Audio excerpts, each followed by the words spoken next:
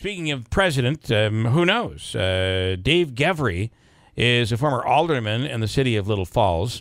Wouldn't it be something if we knew we had a president who actually was from here? It is possible. You know how many signatures you need to run for president? Right now, currently, there are, including Dave, this guy from Little Falls, 129 people. I guess this is as of May. 129 people that already filed petitions to run for U.S. president.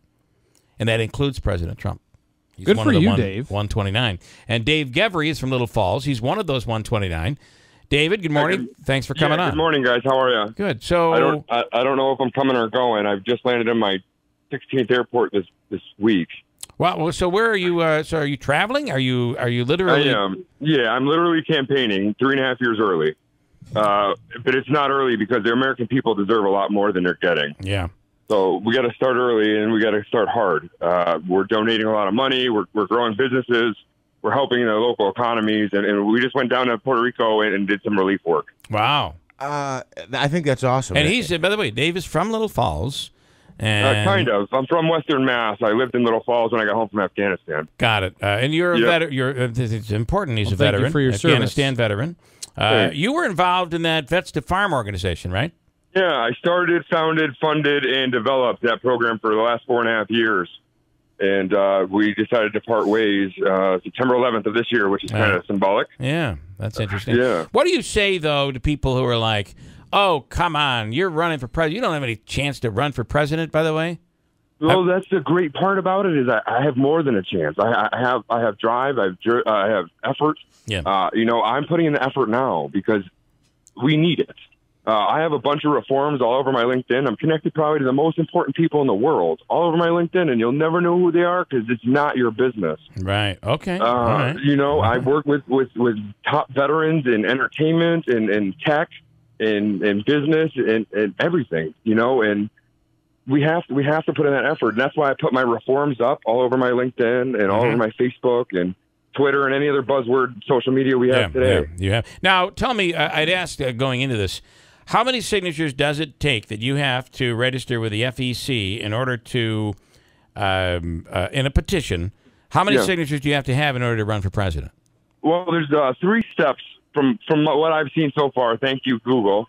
You have to file a FEC 1, which is basically saying, hey, I'm just going to test the waters. I'm going to spend about $5,000 on trying to find out if my political campaign is going to be worth it. We smoked that in 12 hours. Oh. Then after that, you have to file the second one, which says, hey, I'm a candidate, and here's my finances. I've already done that as well. I'm working with people like Chuck Schumer and Gillibrand and Penny and everybody else, Chief of Staff, President Trump himself on a few different things.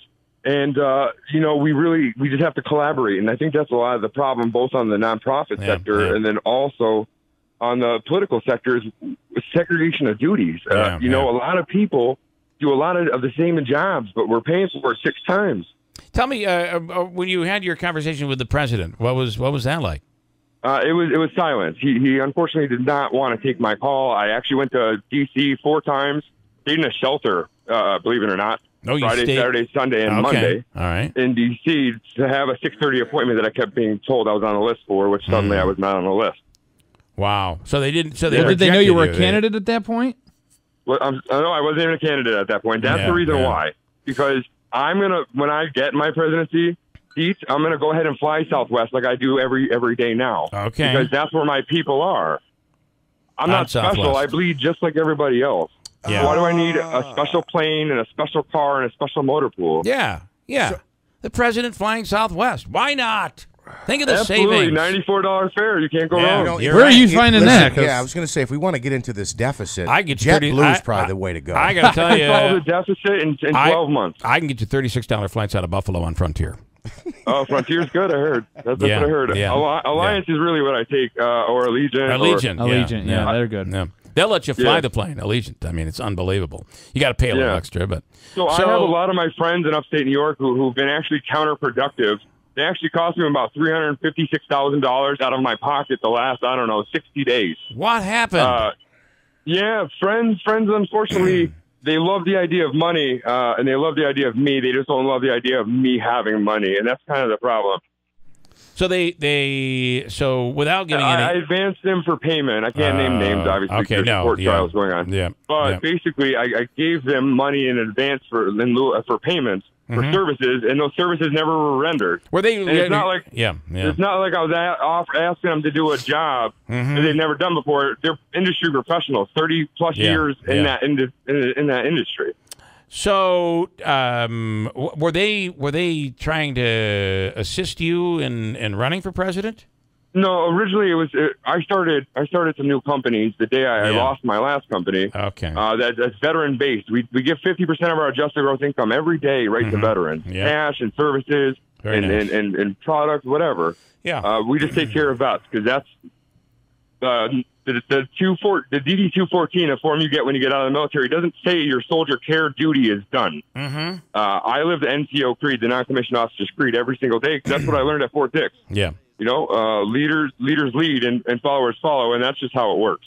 Well, I got to tell you, we read your story in the Observer-Dispatch, and very impressed. Very impressed. You said you've been to how many cities in the last how many days? 26. 26 in 13 countries. Yeah. In 13 countries. Which have you traveled to? I'm extremely curious, and I'd love to know, you're traveling as part of your campaign?